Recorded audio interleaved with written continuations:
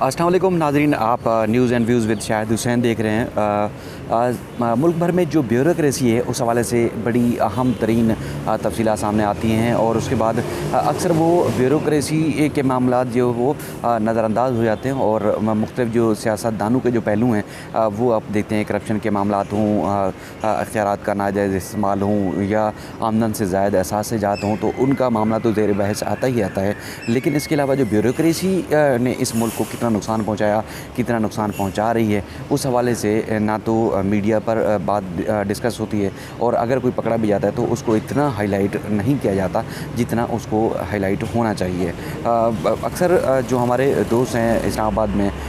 सदीक जान तो बिल्कुल है ही हैं, लेकिन इसके अलावा जो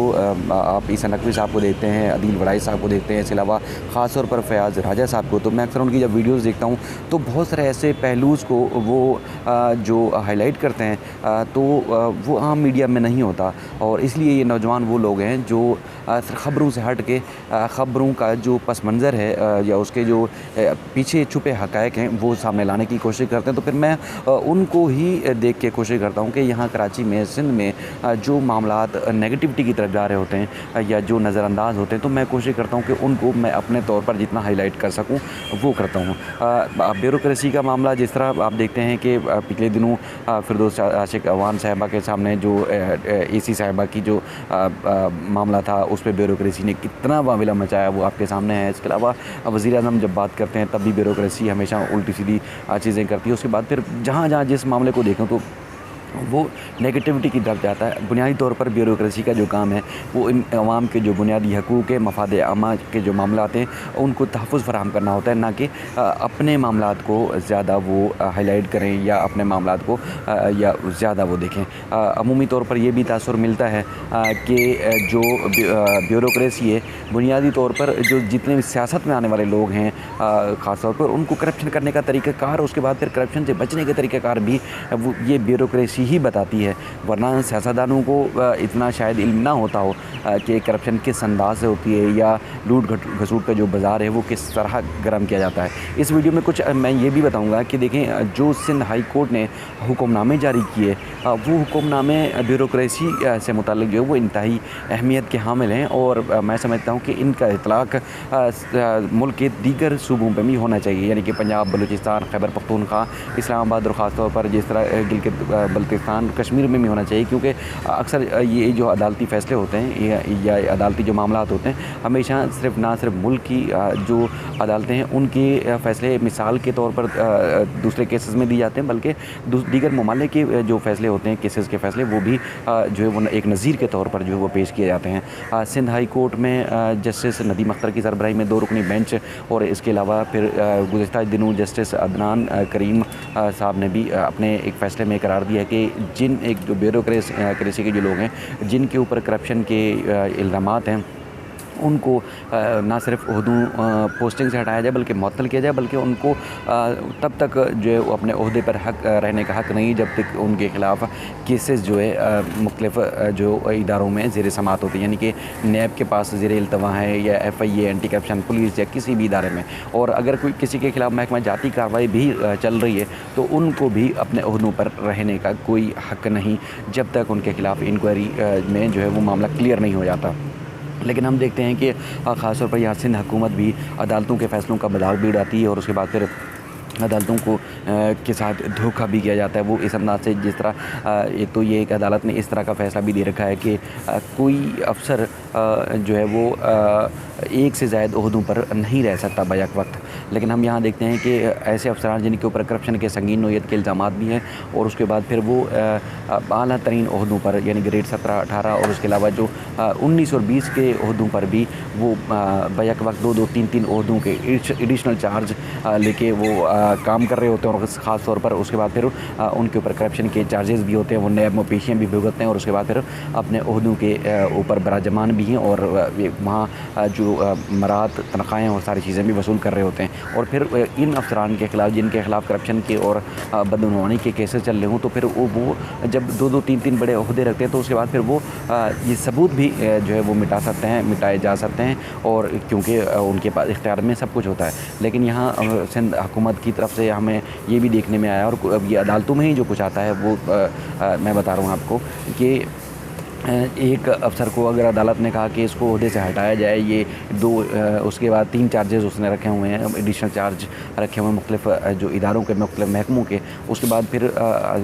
अदालत को मुतमईन करने के लिए सिंध हुकूमत की जानिब से एक नोटिफिकेशन जारी किया जाता है, और उसके बाद वो अदालत में पेश किया जाता है कि इस अफसर को हमने हटा दिया। उसके बाद चंद ही दिन बाद किसी नोटिफिकेशन की लफाजी चेंज करके, अल्फाज चेंज करके उसी अफसर को उसी इदारे का या महकमे का फिर चार्ज दे दिया जाता है। यानी कि मुसलसल धोखेबाजी से भी काम लिया जाता है। जो अदालतों के फ़ैसले हैं, उन अदालतों के फ़ैसलों की रोशनी में अगर इन अफसरान को ओहदों से हटा दिया जाए, जब तक इनके ख़िलाफ़ इंक्वायरियाँ और करप्शन के मामलात मुख्तलिफ़ इदारों में ज़ेर समात होते हैं, तो ये करप्शन आधी से ज़्यादा क्या 90% कम हो सकती है। लेकिन उसके अलावा हम देखते हैं कि यही अफसरान जिनकी तनख्वाहें ग्रेड 18 का, 19 का, 20 का अफसर जो है वो 1,20,000 से ज़ायद 1,20,000 से ज़ायद उनकी तनख्वाह नहीं होती। और उसके अलावा मरात, दीगर पेट्रोल और उसके अलावा तकरीबन वो तमाम सहूलियात जो है वो अलहदा से होती हैं। उसके बाद फिर इन्हीं अफसरान ने 3-3 4-4 जो है महकमों के चार्जेस संभाल के रखे होते हैं। तो उसके बाद फिर आप देखते हैं कि करप्शन का लेवल क्या होगा। और इन्हीं अफसरान जिनके ऊपर करप्शन के चार्जेस भी होते हैं, उसके बाद फिर वो मुख्तलिफ हुकूमतों के या मुख्तलिफ पार्टियों के आंखों के तारे भी होते हैं, तो फिर उनके ख़िलाफ़ कौन कार्रवाई कर सकता है, ये भी आप देख सकते हैं। सिंध में अगर ब्यूरोक्रेसी की बात करूँ तो मैं ख़ुद इस चीज़ का एक आई विटनेस हूँ। मुख्तलिफ़ अदालतों में रोज़ हम ये कार्रवाइयाँ देखते हैं। तकरीबन आधी से ज़ायद ब्यूरोक्रेसी जो रोज़ सुबह के औकात में एहतसाब अदालतों में जो वो पेशियाँ भुगत रही होती है, उसके बाद फिर जितने भी सूबाई वुज़रा या पीपल्स पार्टी के रहनुमा या दीगर जमातों के जो रहनुमा पेशियों पर आते हैं, जिसमें वाटर बोर्ड के हों, KMC के, KDA के, और उसके अलावा दीगर जो इदारे हैं, शहरी इदारे हों चाहे बल्दियात के हों, उनके अफसरान जो है जब वो पेशी पर आते हैं तो उसके बाद फिर उनके दीगर जो नीचे के अमले के लोग हैं वो भी उसमें मुलविस होते हैं। शर्जील मेमन के मिसाल बिल्कुल मैं आपको सामने दे सकता हूँ कि शर्जील मेमन के ऊपर जितने भी करप्शन के इल्ज़ाम हैं, उनके जो सरकारी महकमे के लोग हैं वो भी उसमें जो है उनके वो भी नामज़द हैं। इसके अलावा जाम खान शुरू के साथ जितने भी मुलजमान हैं वो भी सरकारी इदारों के लोग भी इसमें मुलविस पाए गए हैं, उनके नाम भी इसमें करप्शन के रेफरेंसेस में है। आगा सिराज दुरानी के साथ, डॉक्टर आसिम के साथ और जितने भी मुल्ज़मान हैं उनके ख़िलाफ़ केसेस जो ज़ेरे समाअत है उसमें जहाँ जो सियासतदान या सूबाई वुज़रा इस करप्शन के चार्जेस का सामना कर रहे हैं, उसी तरह ब्यूरोक्रेसी के लोग भी करप्शन के चार्जेस का सामना कर रहे होते हैं। लेकिन एक तरफ वो ब्यूरोक्रेसी के लोग आके अदालतों में अपने एहतसाब का सामना कर रहे होते हैं, दूसरी वही जाकर जो है वो सरकारी महकमों को भी संभाल रहे होते हैं। तो फिर आप खुद अंदाज़ा लगाएं कि अगर आपके घर में कोई चोर, आपको पता है कि चौकीदार जो है वो किसी चोरी में मुलविस हो, तो क्या उस चोरी करने वाले चौकीदार को आप घर में चौकीदारी का मौका देंगे? नहीं देंगे, हरगिज़ कोई भी नहीं देगा। तो फिर ये जो हमारे ब्यूरोक्रेसी के जो लोग हैं, अगर वो किसी न किसी बड़े पैमाने पर चोरी में, करप्शन में, बदनवानी में मुलविस होते हैं, तो फिर हम उनको 2-2, 4-4, 3-3 ओहदों के चार्जेस उनके इख्तियारात कैसे दे सकते हैं? खुद अंदाज़ा लगाएं। यही जिनकी अफसरान जिनकी अपने जो तनख्वाह है वो 1,20,000 या 1,30,000 है ग्रेड 18 से ग्रेड 20 के अफसर की, तो उसके बाद फिर वो मरात और इसके अलावा दीगर जो मामलात हैं उनके अलग होते हैं। लेकिन इन्हीं के बच्चे सालाना 50-50 करोड़ रुपए अदा करके वो बैरून मुल्क तालीम भी हासिल कर रहे होते हैं। तो उसके बाद फिर इस 1,20,000 की तनख्वाह में कैसे पूरा करते होंगे वो? फिर वो यही कि करप्शन का जो एक यहाँ पर जो एक म्यार है या एक करप्शन का एक बाज़ार है, वो जिस तरह गर्म है वो इसी तरह ही फिर गर्म होगा। मैं फयाज़ राजा साहब की वीडियो भी देख रहा था, उन्होंने भी जिस तरह उन्होंने अपनी वीडियो में मुकम्मल तौर पर वजाहत की, जिसमें कि जो अक़वाम मुत्तहिदा की जो मिशन है उससे भी ज़्यादा हमारे ब्यूरोक्रेट्स की तनख्वाह है, और उसके बाद फिर बदनवानी करप्शन के मामलात बेइंतहा हैं। तो इनका अगर जिन जिन लोगों के ऊपर मुलव्वस करप्शन में मुलव्वस अफसरान हैं, जिनके ऊपर करप्शन के केसेस मुख्तलिफ़ अदालतों में ज़ेर समाअत हैं, उनको फ़ौरी तौर पर ओहदों से हटाया जाना चाहिए। और ये सिंध हाई कोर्ट का हुक्म है, लेकिन हमारे सियासतदान और हमारे जो आला जो हुकाम हैं, अब वो उनको घुमा फिरा के अदालतों के साथ धोखाधड़ी करके उसके बाद फिर उनको जो है वो उन ओहदों पर भी लगाए रखते हैं, और उसके बाद फिर वो करप्शन भी करते हैं, एहतसाब अदालतों में एहतसाब का सामना भी कर रहे होते हैं, और साथ में फिर लूट घसूट का बाज़ार भी उसी तरह गर्म करके रखे होते हैं। कई अफसरान ऐसे जिनको मैं जानता हूँ अच्छे से, जो जब से मैं रिपोर्टिंग कर रहा हूँ उनको देता हूँ, वो मुख्तलिफ़ अदालतों में भी पेश होते हैं। उसके बाद फिर वो मुख्तलिफ़ ओहदों के मुख्तलिफ़ जो डिपार्टमेंट्स हैं उनके 3-3 चार्जेस या उनके इख्तियारात भी उनके हैं, या 3-3 4-4 ओहदों के जो इदारे हैं वो उनके मातहत भी हैं। यानी कि कुछ अर्सा पहले आपने देखा होगा, ये रोशन शेख साहब जो कि सेक्रेटरी बल्दियात थे, उनको गिरफ़्तार किया गया। उनके पास 3-3 4-4 ओहदे थे, आज भी अपने ओहदे पर कायम हैं। उनको एक जगह से हटा के दूसरी जगह लगा दिया जाता है। बदर जमील मंदरियों के ऊपर करप्शन के संगीन इल्ज़ामात हैं, वो भी आज भी 2-2 3-3 ओहदे रखते हैं। इसके अलावा जमाल मुस्तफ़ा काजी हो गए, मंजूर कादिर काका और दीगर बेशुमार ऐसे लोग हैं जिनके ऊपर करप्शन के चार्जेस हैं, लेकिन वो 2-2 3-3 ओहदे एंजॉय कर रहे हैं, क्योंकि खुद जिस तरह की वो करप्शन करते हैं, नज़र तो यही आता है कि अगर हुकूमत उनको नहीं हटाती तो इसका मतलब यही होता है कि नीचे से लेके ऊपर तक जितने भी हुक्मरान होते हैं उन तक भी वो अपना हिस्सा पहुंचाते रहते हैं। कई ऐसे अफसरान जो कि ईमानदार समझे जाते हैं, उनको पोस्टिंग नहीं दी जाती, और जो फिर करप्ट और बदनवानी में मुलव्वस जो लोग होते हैं, जिनके ऊपर इल्ज़ामात होते हैं या वो जो करप्शन का सामना कर रहे होते हैं, वो उनके पास 3-3 4-4 जो है वो ओहदों से उनको नवाजा गया है हमारी सूबाई हुकूमत की जानिब से। तो ये मामले को भी देखे जाना चाहिए। अक्सर हम देखते हैं कि हुकूमत को जो वो तनकीद का निशाना बनाते हैं कि महंगाई की जो सूरत हाल है वो हुकूमत की वजह से, बुनियादी तौर पर ब्यूरोक्रेट्स की वजह से ही ये सारा मामला देखने में आता है, क्योंकि किसी भी चीज़ के नर्ख अगर देखें तो वो मुसलसल उनमें इजाफा जो होता है या उनकी रोकथाम करनी होती है, वो मुख्तलिफ़ महकमों के लोगों ने करनी होती है। ऐसे ऐसे अफसरान भी जो है वो जो आला तरीन ओहदों पर कायम हैं, और जिन महकमों में उनकी जिन महकमों की ज़िम्मेदारियाँ उनको सौंपी गई हैं, वो इदारे खुद खसारे में जा रहे होते हैं, लेकिन उसके बाद फिर वो अफसरान जो हैं उनकी अच्छी इमारत और तनख्वाहें और उसके बाद फिर दीगर जो मामला आते हैं वो उनके अलग से चल रहे होते हैं, लेकिन उनकी रोकथाम कोई नहीं करता। तो मैं ये सिंध हाई कोर्ट का हुक्मनामा फ़याज़ राजा साहब की ये वीडियो देखने के बाद ही जब मेरे दिमाग में आया कि मैं इस पर वीडियो करनी चाहिए और लोगों को बताना चाहिए, आगाह करना चाहिए कि इसके पस मंज़र में मामला हैं क्या, तो बुनियादी तौर पर यही है कि अदालत ने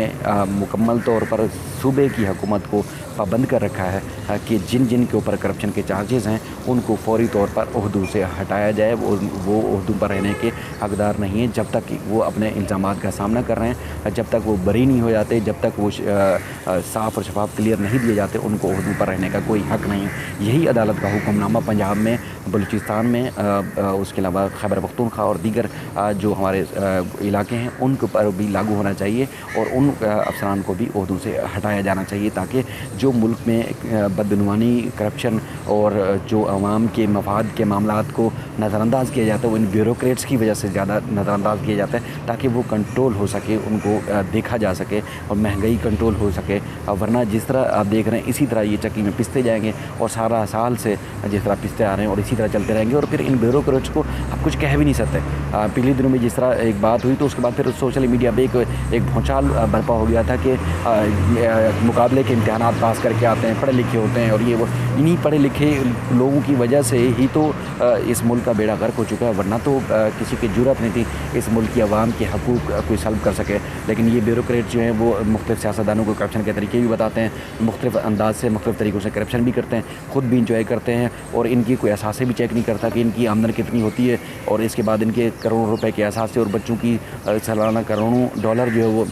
बच्चों की तालीम के ऊपर भी खर्च करते हैं। लेकिन अवाम है जो एक चक्की के नीचे पिसती जा रही है, तो उसको देखना हम सबका फ़र्ज़ है। मैं इस सिलसिले में और मज़ीद भी जो अपडेट्स होंगी आपको आगाह करता रहूँगा। आज एक और भी बड़ी खबर है बहरिया टाउन के हवाले से, वो भी आपके सामने रखूँगा कि सिंध हुकूमत जो है वो बहरिया टाउन के ख़िलाफ़ बिलाखिर कार्रवाई कर क्यों नहीं रही, खामोशी इतने हफ्ते तक क्यों उसमें अपनाई रखी सूबाई हुकूमत ने। उसके बाद फिर सोशल मीडिया के ऊपर वाविला मचाकर जब मचा तो उसके बाद फिर कार्रवाई, एक होम्योपैथिक कार्रवाई की गई। उस हवाले से भी मैं अगली वीडियो में आपके सामने तफसीलात रखूँगा। अपना ख्याल रखिएगा, देखते रहिए news and views with Shahid Hussain.